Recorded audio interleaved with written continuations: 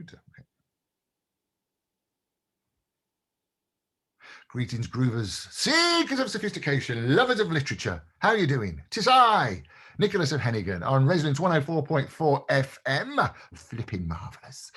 Thank you for joining us again in what is becoming actually a bit of a multi-major experience. Yes, it was Charles Dickens' granddaughter not so long ago. And now we're talking all things Bloomsbury, not just on Resonance FM, but we're also going to be on the Literary London YouTube channel. And we're also going to be on the LondonLiteraryPubCrawl.com podcast. So we're all over the place. I've put my posh shirt on as well. And if you are watching on YouTube, you can see me lockdown haircut. And it's a really great program today, subject that I'm really kind of keen on, and a lovely part of London. I'd like to welcome Rosemary Richards. Hello, Rosemary. Hello, lovely to meet you. Likewise, thanks for coming on. Now, we're going to talk about the Bloomsbury Festival, basically, which is well, you'll tell us what it is actually. I mean, it's something that I've been sort of going to and attending years. And in the old days, I'd traipse around Bloomsbury Square with my microphone. That's obviously not going to happen this time. But I'd like to talk about the area as well, because it's, I mean, in a sense, the reason for the festival is perhaps informed by the area. But just give us a sort of snapshot of what the Bloomsbury Festival is and what the Encore Festival is, which is what we're talking about now.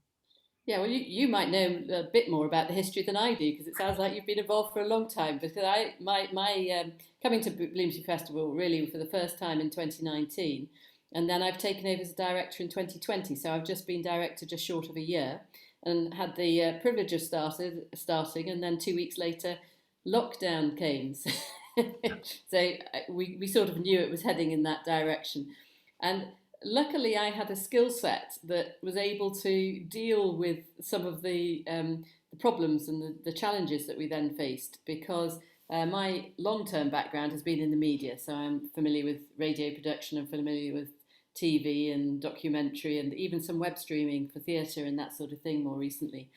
So I brought a whole skill set, as well as having been a festival director, which I was for a decade for the Gravity Fields Festival in Lincolnshire, which celebrated Isaac Newton. So I had a mixed sort of arts and science theme there. So I had that decade that I decided to take a step away from, came into the Bloomsbury Festival, and yes, and then it's been a very different experience to those that, those of past Bloomsbury festivals, I think, because although we did have many performances, though we did have many concerts, though we had some outdoor work, we couldn't really have that gathering of people all in one place that festivals so often are about, and was what I love about festivals personally. And so, but we had many of the constituent parts. It's just that our mode of delivering it couldn't be quite so on the ground. So, yeah, and of course, because I was new to the particular festival and a lot of the partners, I've got to know most of them like this on Zoom. So we did actually end up just being lucky enough to be able to stage performances in venues and film them. 1 or 2 venues we were allowed to have a very small audience in as well. But the idea of the festival overall really is to celebrate the talent in Bloomsbury and give it a bit of a showcase. And the talent can vary from people who are resident there, from the many different diverse communities that are there, right through to people emerging from, brilliant, talented young artists from the art schools and musicians, through to people who have had a long-term association with the academic world there, and writers and that sort of thing. So we aren't exclusive in what we do at all, in fact quite the reverse, and we bring some of our work out onto the streets, so it's easy for people, both residents who wouldn't normally go to arts events and people passing through, in normal years tourists as well. So we're there for everybody, but it's to bring everything up like a layer and make it sort of visible to the world, really, is what we're trying to do. And as we go on, there have been a few different eras. It started very much as a community festival. It's a bit more professionally run now, like many things have to become.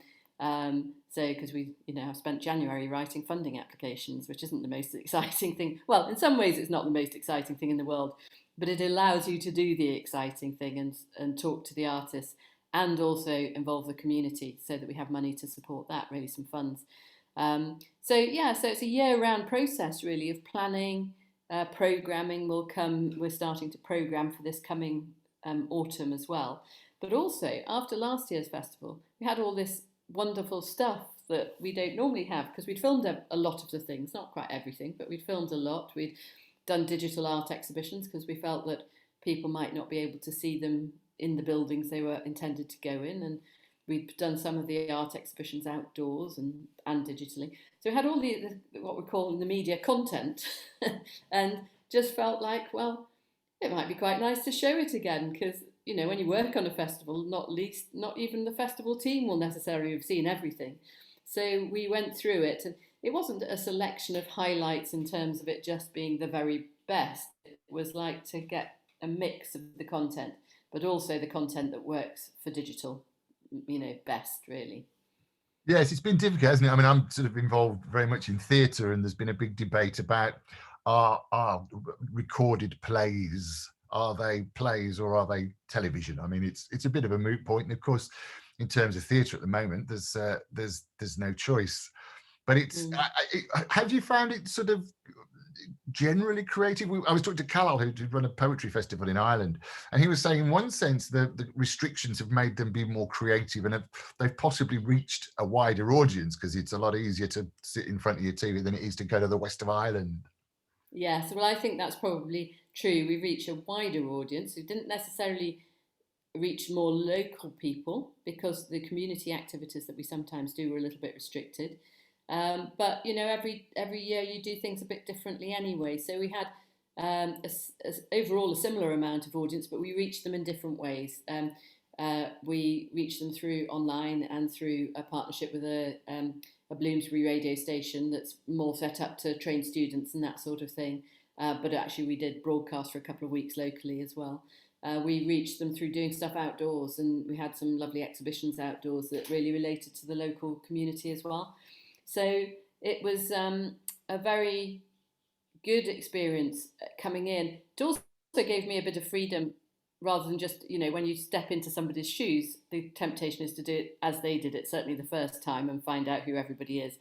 But I was immediately thrown into a world where we had to do it a bit differently. So that felt a little bit of a freedom. But it is a constraint as well, because the things that people think will work well in one situation, like theatre, filming theatre is, I think, probably the hardest of the tasks. I think there's a strength in web streaming it and having a moment live when you say this is the moment we're going to put it out, rather than thinking it's a film and can be watched at any time. Because but there's I think so for the music events in particular, we realised that broadcasting them on YouTube, there's people like a bit of interaction, but they also quite like a good quality. So there's a balance to be made between the platform that you use, like Zoom, which works quite nicely for things like folk festivals, and people can chip in and clap and the rest of it, and the artists see that. For slightly more sort of pianist type concerts are better on a platform where you can film them rather beautifully, and singers and that sort of thing. So we were experimenting, playing around with what worked, seeing who watched what and how we could market it in a different way. And that is freeing to a certain extent. But I think coming in for the first time, it also gave me a really high level of visibility of all the content that we put together, which I think sometimes are coming into as a festival director role. You see 2 minutes of one thing and then you're off to welcome the next lot of people, and then you sort of know what you've programmed, you've seen a tiny bit of it. But actually I think I've had a better view of it overall than everybody else. And then with the Encore Festival, we wanted to share that with people as well. So that's what we've been doing over the last few weeks. It sounds like a very positive spin on a baptism of fire. Well, it was a baptism of fire, but it was good, yeah. But a glorious one. And so the Encore Festival, which is running at the moment, tell us specifically about that. Yeah, so the Encore Festival is online on the Bloomsbury Festival website, which is bloomsburyfestival.org.uk. And it's a 3-week reprise of some of the best digital elements and some of the varied digital elements that we do. So we've got the new wave content that, whereas people like RADA students and music students emerging and people like that who are the new wave that we're encouraging, they're on for all 3 weeks and they're free. And so we just link to their work. And then we have 3 weeks where we've got particularly focused work. So in week 1, we're looking at the Seeing Differently theme, and that went out last week. And then this week we've had Sight and Other Senses, where we go a little bit more into the medical side of the world and look at people's eyesight and that sort of thing. So the vision side of it. And then next week we've got a programme which looks at people telling their own stories in different ways, and from their perspective, sort of being seen. So we've got those three themes running through, and we programmed it and curated it, and there's a few events that are ticketed still online, sort of pay-per-view on Vimeo, which we give links for, and they're very nicely presented. And we felt like we should at least experiment with that, because some of our events are ticketed the first time around, and that's how the artists earn some money from it. So we didn't want to stop that completely. But quite a lot of the content is free as well. So so we've got those elements that we put together and curated, and are now halfway through. Yes. Have you got a particular favourite? They're all your children, and I know you love them equally. And of course, they're from last year. But are there a couple of standout things for you? I think the standout things for me are online are the art exhibitions, the digital art exhibitions, and also the concerts that we did with the New Wave that we recorded for YouTube, because they are honed for that platform. And then one or two of the talks that we've had, which have been fantastic. And so it's hard to pick one or two events, but I know one exhibition that really hit home to people was Catherine Packard's sort of alternative vision of King's Cross. She'd taken photographs from the 70s and 80s in King's Cross, and we displayed them on the railings of Brunswick Square Gardens and had a fantastic response to them. Yeah, that sounds fantastic as well. Yes, I know, it's interesting, isn't it, with the video? I actually wrote and directed a version of Charles Dickens' A Christmas Carol, which has toured with Guy Masterson for the last 5 years or so. Went to America last year, and this year Nottingham did a recording of it. And as the director of the theatre piece, I was a little bit concerned, but they've got some really, really good people there, and we did it as a live experience, and it worked very well. So I can see how that might happen. And let's talk a little bit about Bloomsbury, though, because it's a fairly unique area, isn't it? For those, bearing in mind, Kath will be in California. Hello, Kath in California. Kath listens every week on the beach in California. She never does anything but listen on the beach. But hello, Kath, anyway. So for Kath in California and others around the world, tell us a little bit about Bloomsbury, the area. So Bloomsbury is really the eastern part of central London. So it's from Tottenham Court Road eastwards for about a mile. It stretches north to around King's Cross and Euston, and down to about Holborn, Covent Garden sort of area. So it's a square mile really, and we go over the edges a little bit, but we tend to go over the edges north and east and south rather than west, because otherwise you get into the real West End, London, Theatreland type of area, shops and that sort of thing. And it's at the sort of westerly end of it, the Tottenham Court Road end of it, you've got the university building. So you've got University of London's main centre, Senate House, which is actually where we have our office. You've got UCL, you've got Bloomsbury Institute, you've got numerous educational big buildings like SOAS and the Slade School of Fine Art, which is now part of UCL. So you've got all those sort of big establishment buildings there, and some lovely squares and great, beautiful buildings. And then as you go eastwards, you go through a patch which is sort of like quite artsy, and it has got Brunswick Centre, which has a cinema, and they've got lots of shops sort of going up from that, small little boutique-y sort of shops. And then you move over again, and it's far more residential, and there's a lot of, in the residential area, there's quite a diverse population. At the northern end of it, in the 70s and 80s, it was really quite a difficult area, with drug dens and National Front protests, into an area that people were arriving as immigrants from different parts of the world, from Somalia and from Bangladesh and those sorts of places. And so that was a difficult time for it. But over the last 20 years or so, since the 90s, there's been a lot of refurbishment of that, regeneration of that area. But people are still living there in large sections of the community, from the Bangladeshi community, so it's quite a young area as well, not just because of the student population, but about a third of the population are under 30, which is quite a high proportion in that sort of area. So you've got a big young population. You've got these diverse people who came as immigrants 50 years ago, or their parents or grandparents did. And then you've got some people who are connected with academia. And then you have a lot of people who are walking through the area each day to their jobs from the main railway stations, because we're bordered by 3 big railway stations as well. And so you've got a lot of people coming in and out to the hospitals. Great Ormond Street is in the middle of it. You've got a lot of medical institutes and Moorfields Eye Hospital and places like that. So there's a great proportion also of these medical institutions that are there. So you've got all these different worlds living side by side, layered into that sort of Bloomsbury literary heritage that we do explore and celebrate as well. But we're not solely focused on that. We're focused on the contemporary cultural activity in Bloomsbury as much as, or if not more than the past, really. Yeah, no, I know it quite well. I actually went to university there as well, so it was Yeah.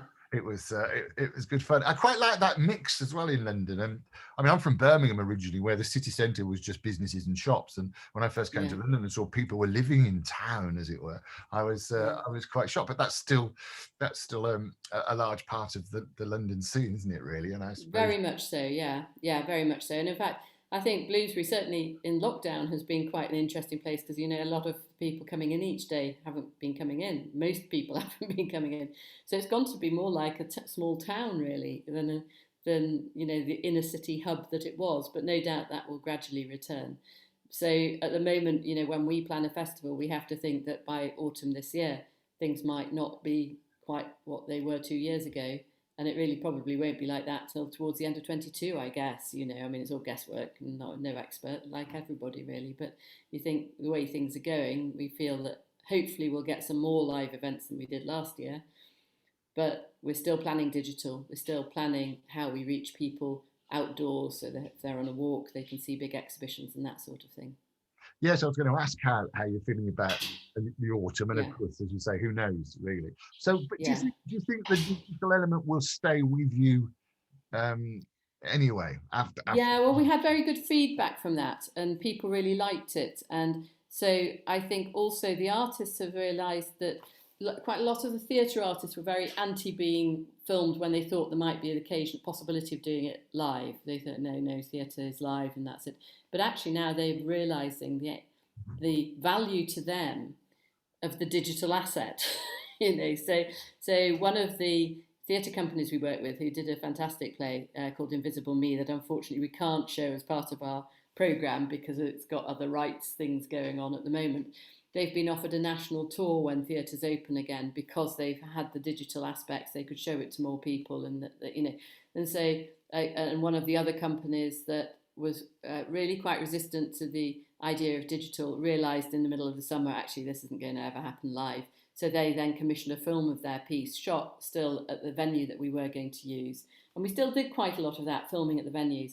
And they started picking up awards around the world and spreading this film around the world. So there is I think filming it well is a really good thing to try and do. And for the artists and the theatre people, thinking a little bit in the film mode, or live television broadcast mode at least, is certainly a good plan. And then, and so you have to try it and test it really. But I think having now carefully presented it in this Encore festival, I think also that what suddenly everybody's seeing is that as a body of work, it looks really quite fantastic. Whereas when you're doing it as a festival, it's not like being a museum or an art gallery where you have months and months and months to plan everything. You just have everything happening at once.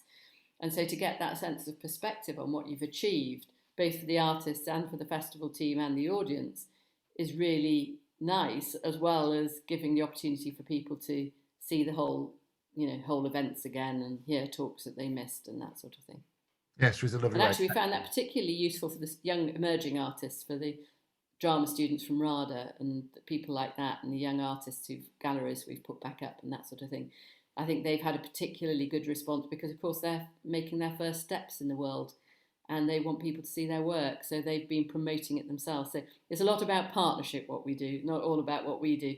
And the more people, push their work, the more audience it gets, both at the time of the festival and afterwards, we found. Yes, and of course, RADA's on your manor, isn't it? Yeah, it is. Your It's part of our patch, the which Royal is a Academy delight. of We have a Dramatic close Art. relationship with them. Yeah, that's so. So we've got a good relationship with them, and use their able to use their old studio space, which has got a great history that I'm not an expert on, but I know used to be very prominent as an alternative sort of venue for theatre many years ago. So yeah, so it's a real delight. When I was working previously in Lincolnshire, you had to go out and find people and things to come to you. And that was quite, that's interesting because people often want to come to areas of the country where things don't happen, the big museums and people. But there in Bloomsbury, it's all on your doorstep in one little microcosm of the country, really. It is quite remarkable, isn't it? I do love it. I'm Nick Hennegan. This is Resonance 104.4 FM. I'm talking to Rosemary Richards, who's head honcho of the Bloomsbury Festival. We're talking about the Bloomsbury Festival generally on Literary London. Also, we're talking about the Encore Festival, which is sort of happening now, finished on the 7th of February, I think, doesn't it? So we're just catching the end of it. On the 14th, actually. This week goes up to the 7th, and then there's another week up to the 14th. Yeah. Marvelous. And we'll talk about the best way of getting in touch and seeing all this stuff as well later. But let me just, if you don't mind me asking, how do you, because we've got a lot of writers who listen to this, how do you become a festival director? There's a question. Always describe my career as not a straight path, If I'd looked at it at the age of 18 at where I am now, I might have been quite pleased, but the path to getting here has to be your own individual one. I don't think anybody has a straightforward one, really. And mine has come through initially a media career, and then actually when I was in my mid to early 30s and having children, suddenly, sort of having a different relationship with where I was living, which was in Oxford, that I suddenly sort of helped out on a Millennium Festival, and you sort of think, and then suddenly I was in the arts, and so it wasn't. I mean, I'd studied theatre and drama at college and that sort of thing. So then from there, I started doing big outdoor festival events. So I was commissioning events and putting them on, and then went back into the BBC where I carried on doing some outdoor work. They had big screens around the time of the Olympics and that sort of thing, and then came out and started working more bespoke as a festival director, partly because of a lot of the work that I've done more recently in media as well as in festivals is about involving people. It's about partnerships and involving people. So that's really where the whole sort of impetus comes from, and the experience. Yes, no, I just thought I'd throw that one in there. And are you from? Where are you from originally? Are you from Lincoln originally? No, I'm actually from Cheshire originally. So I came, Manchester area, Chestermont School in Chester, North Wales, all that sort of area. Oh dear, my earphones keep falling out. Yeah, talking about putting headphones in. It's not easy. Yeah, that's right. I know. I'm never sure whether they would have worked or not. And so, what about October then? If you say it's basically running the Bloomsbury Festival is a kind of a year-round event. How's October looking? I suppose I should say. Yeah. So, well, we're just starting to pull together proposals from people. We have a sort of timetable whereby we have big partners meetings between now and sort of March to introduce what we're doing. And if anybody's interested in that, just go via our website to get in touch with us. We tend to focus on people who have some relationship with Bloomsbury one way or another, either it's been or are a student there, or live there, or belong to their work there, or belong to a sort of arts group that are based there. And then we have conversations with people about what they might like to present. And we don't have the funds to commission things ourselves, but we do apply for Arts Council and Heritage funds to support community activity in the arts. So, and also some commissioning of specific work. But the sort of the core offer is people put themselves forward either to present events which are free, or to present events that we can box office and share the income with them. And then we're looking for music, and this year we've got a theme of shining a light on the local area. So shining a light, whether it's on the community, whether it's on a particular emerging artist, whether it's on a science discovery, or on buildings in the area. So it's sort of meant to be celebratory in this difficult time as well. Oh, that sounds fantastic. And again, I suppose we'll just have to wait and see what happens Yeah, in terms yeah. of attendance. Are you planning on using the physical area as Well, well? yeah, and we found that last year it was really good when we used it even for filming. So um, if we were able to film at a place, it gave it a certain feel of being a festival, and it promoted the area. So that's sort of, yeah, even if it's all digital, we would hope that quite a bit of the content, I think it was filmed. I think with the talks and things, I mean, that's very hard to do other than from people's homes. But from the point of view of concerts and performance, it tends to be better done from a venue, even if it's only a film crew that are allowed to go there. Yes, and you have got, and again in Bloomsbury, there's some spectacular venues, aren't there? I mean, yes, the Senate House Library. If you've ever seen George Orwell's 1984, the film, I think Yes, that yeah, Senate House is yeah.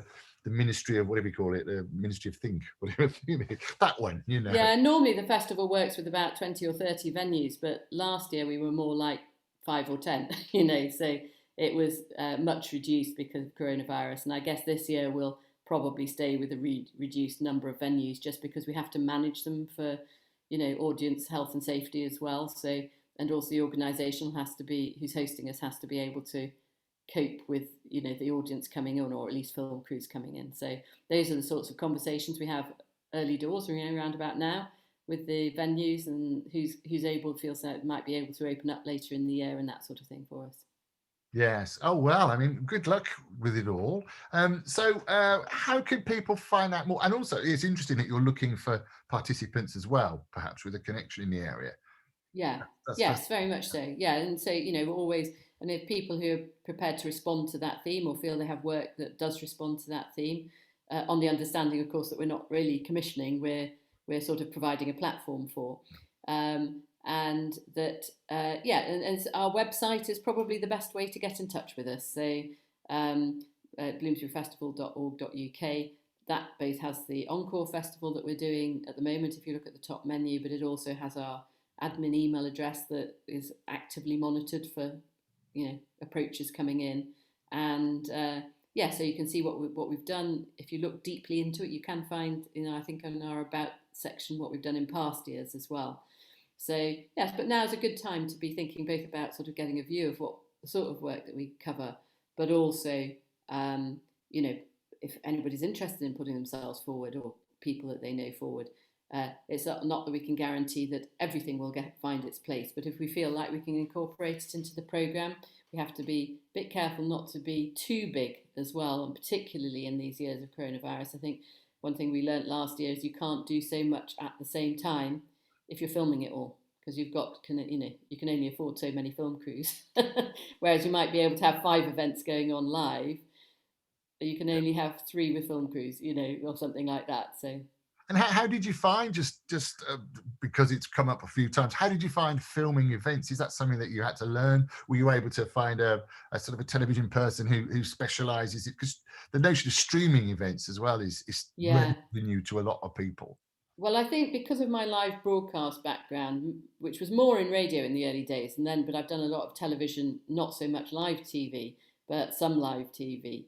The actual notion of it all was quite familiar with me. And then I've done some streaming of our outdoor arts events. And actually, just even in winter last year, was doing some, we were supporting some arts work from the Tram Shed in Woolwich, streaming, and from other venues as well. And we were experimenting with doing it. There's a system you can use which is quite cheap with iPads. We were using proper cameras as well. So we were just experimenting with how best it was done for live theatre. So we'd already been doing that because of the media background we have, or me and my colleagues have. And so we already had the thinking in place and some of the experience in place. And then of course you have, in our world, you always bring people in to help you, but I knew who the appropriate people were who could do it in a way that we might possibly be able to afford. Because of course the traditional television methods are massively expensive, whereas the ones that there's a world that lies between the traditional big equipment and everything being a live BBC OB and between just putting up a few iPads at the back of the room. So we were wanting to hit a middle ground with that. But also some of our partner venues actually have film crews associated with them and were able to support us with that. So Conway Hall, which we use, they they already have their own crews that they operate frequently with there. So some of the places we were able to step into those sorts of relationships. And some places we took our relationships in to support them, like RADA as well, who hadn't done so much web streaming because it hadn't been their thing before. So we introduced somebody who could help support work in their studio. And I think they've carried on doing that as well subsequently. Oh, fascinating stuff. We could talk forever, but we've run out of time. So just reiterate the website if anyone wants to know any more about the Bloomsbury Festival or the Encore Festival. It's Bloomsbury Festival, bloomsburyfestival.org.uk. Brilliant. Well, thank you so much, Rosemary Richards, who's the director, head honcho, and a lovely person at the Bloomsbury Festival. You can find out about the Encore Festival, which is running until the 14th of February 2021, I had to say. And the actual main festival is in the autumn, in October 2021. So keep in touch. Thank you so much, Rosemary. And thank you for paying attention, sitting up straight, and liking my shirt if you're watching this on YouTube. I'll see you next time. I'm Nick Hennegan. This is Literary London on Resonance 104.4 FM.